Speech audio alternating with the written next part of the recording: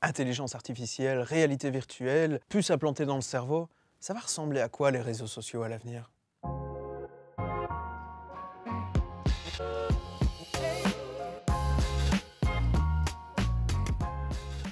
Pour évoluer avec d'autres nouveaux youtubeurs, d'autres nouveaux concepts. Moi, j'ai l'impression qu'ils vont prendre beaucoup trop de place dans la vie de tout le monde. Donc, des changements, peut-être dans le mauvais sens, mais Oh, on pourrait suivre le principe de Black Mirror avec un crédit social. Je pars du principe que si on suit le même type que le crédit social au niveau de la Chine, dire que chaque donnée va être utilisée à notre dépens. Donc c'est-à-dire que si on est mauvais payeur, que ce soit pour une assurance, que ce soit pour un abonnement ou peu importe, alors par ce biais-là, on sera affiché comme dans les métros en Chine. Et donc par ce biais-là, on sera accrédité comme mauvais payeur et donc perdre des droits. Au plus les réseaux sociaux vont avoir du pouvoir, au plus nous on va y perdre au change. Certains qui sont un peu limites au niveau de la loi, donc ils vont peut-être se faire supprimer ou bannir dans certains pays comme TikTok. Par exemple aux États-Unis ça commence à devenir compliqué. Je suppose qu'il y en a qui n'existeront plus et j'espère qu'ils changeront un peu la gestion des données privées.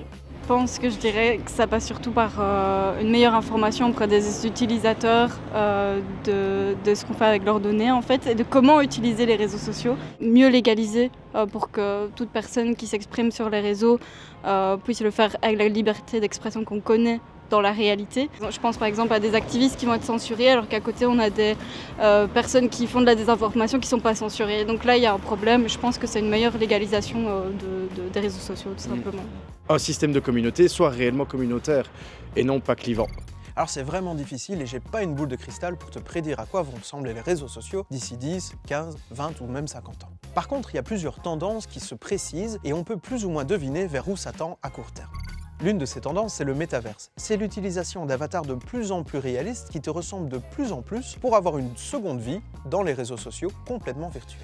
L'autre idée, c'est une personnalisation à l'extrême des réseaux sociaux. Mon expérience sera complètement différente de la tienne. Pourquoi? Parce que nos goûts sont complètement différents. Et avec des algorithmes qui détectent nos goûts de manière de plus en plus sophistiquée, eh bien ça leur rendra les vidéos et les photos qui nous sont suggérées complètement différentes. Le risque évidemment, c'est que chacun s'enferme dans sa bulle et ne voit plus que des choses qui lui plaisent complètement. Au niveau du commerce, on commence à voir que certains influenceurs sont des idoles des marques. Et oui, ils poussent à l'achat. Et donc pourquoi pas avoir des réseaux sociaux avec des options d'achat intégrées directement.